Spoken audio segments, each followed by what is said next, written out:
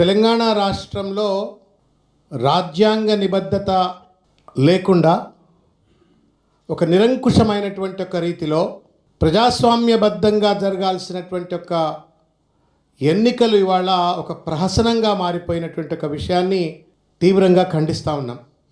Fair and free elections నిర్వహించేటువంటి ఒక fundamental duty election commission వారికి ఉంటుంది.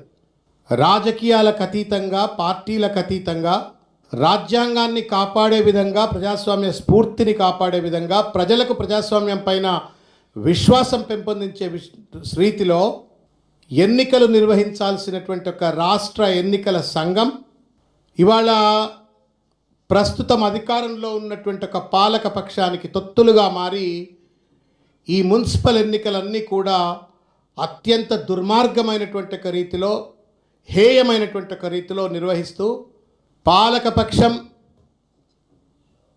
దాడులకు పాల్పడుతున్నా. పాలకపక్షం కాంగ్రెస్ రేవంత్ రెడ్డి నేతృత్వంలో కాంగ్రెస్ పార్టీ విచ్చలవిడిగా డబ్బులు పంచినప్పటికీ కనీస నియంత్రణ లేకుండా ఇవాళ మున్సిపల్ ఎన్నికలంటే కూడా ఒక అపహాస్యం అనేటువంటి ఒక రీతిలో ఈ ఎన్నికల వ్యవహారం అంతా నడుస్తూ ఉంది.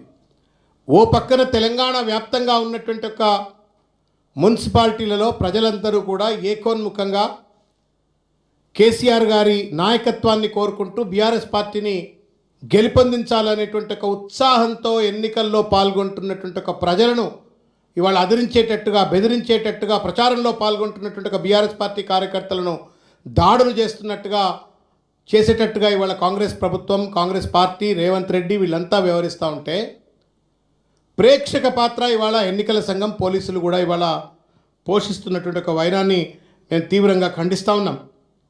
రైట్ ఫ్రమ్ ద నోటిఫికేషన్ మీరు కనుక కేర్ఫుల్గా చూస్తే మున్సిపల్ ఎన్నికలకు సంబంధించినటువంటి ఒక నోటిఫికేషన్ ఇచ్చినటువంటి మొదటి రోజు నుండి మొదలుకుంటే ఇప్పటి వరకు ఆ నోటిఫికేషన్లో ఏదైతే మొత్తం ఎలక్టోరల్ రోల్ వెరిఫికేషన్ ఒకటే రోజులో చేయాలని చెప్పిన తీరు ఇవన్నీ కనుక చూసినట్టయితే దురదృష్టం, రాష్ట్ర ఎన్నికల సంఘం has indulged in a conspiracy, colluded with Revanth Reddy government and then brazenly violating the constitution. ఇది మేము తీవ్రంగా ఖండిస్తూ ఉన్నాం. ఎంత దుర్మార్గానికి ఇవాళ పాలకపక్షానికి, కాంగ్రెస్ పార్టీకి సంబంధించిన పెద్దలు రేవంత్ రెడ్డి ప్రేరేపితులై ఎట్లా వ్యవహరిస్తుండ్రు అనడానికి కొన్ని ఉదాహరణలు నేను మీ ముందుంచే ప్రయత్నం చేస్తాను.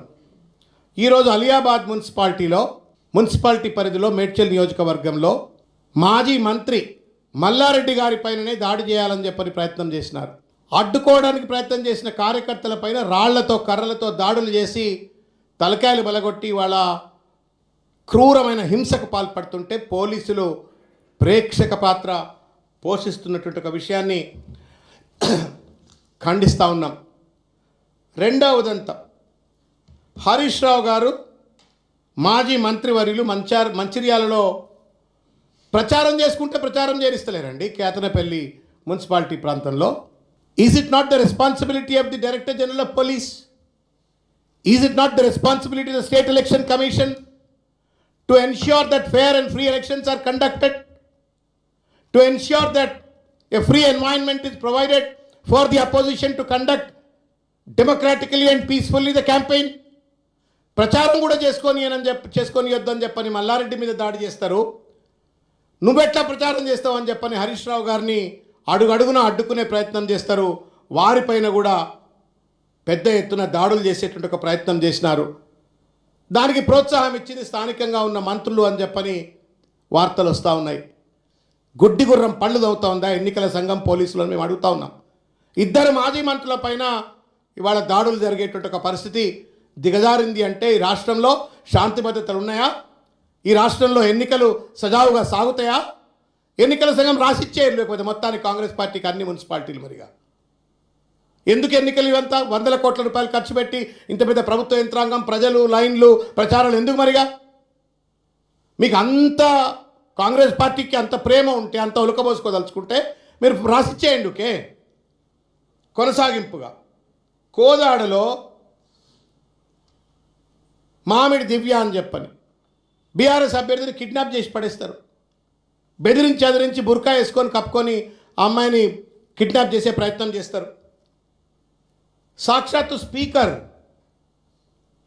గడ్డం ప్రసాద్ గారి వికారాబాద్ నియోజకవర్గంలో ఏకగ్రీవంగా బీఆర్ఎస్ పార్టీకి సంబంధించినటువంటి ఒక కౌన్సిలర్లు ఎన్నిక కాగానే బయటికి గుంజుకొచ్చి వాళ్ళని బెదిరించి అదిరించి వాళ్ళకు కాంగ్రెస్ పార్టీ కండువాలు కప్పుతున్నారు. ఇవాళ జూబ్లీహిల్స్లో కూడా అటువంటి జరిగినట్టుగానే వార్తలు వస్తూ ఉన్నాయి. ఎక్కడికక్కడ ఇవాళ ప్రజాస్వామ్యం మీద ప్రజలపైన విశ్వాసం కోల్పోయి పోలీసులను తాబేదారులుగా మార్చుకొని రౌడీగాళ్ళను అడ్డం పెట్టుకొని ఇవాళ ఈ మున్సిపల్ ఎన్నికలన్నీ కూడా భ్రష్టు పట్టించాలనే ప్రయత్నం చేస్తూ ఉన్నారు. దీన్ని మేము తీవ్రంగా ఖండిస్తూ ఉన్నాం. ఎన్నికల సంఘం మీ మొద్దు నిద్ర లేవండి, రాజ్యాంగ బాధ్యతను దయచేసి నిర్వర్తించండి, ఫేర్ అండ్ ఫ్రీ ఎలక్షన్ జరిగే విధంగా చర్యలు చేపట్టండి, ప్రశాంతంతో ప్రచారం చేసుకునేటువంటి వెసులుబాటు అపోజిషన్ కూడా దయచేసి కల్పించండి. మేము ఒక్కసారి ఆ వీడియోలను చూపెట్టే ప్రయత్నం చేస్తాం. దయచేసి మీడియా మిత్రులు చూడాలని చెప్పి నేను కోరుతా ఉన్నాను. ఎట్లా దాడి చేస్తూ ఉన్నారో చూడండి. 2 ఉదంతాలు మీ దృష్టికి తీసుకొచ్చే ప్రయత్నం చేస్తాను.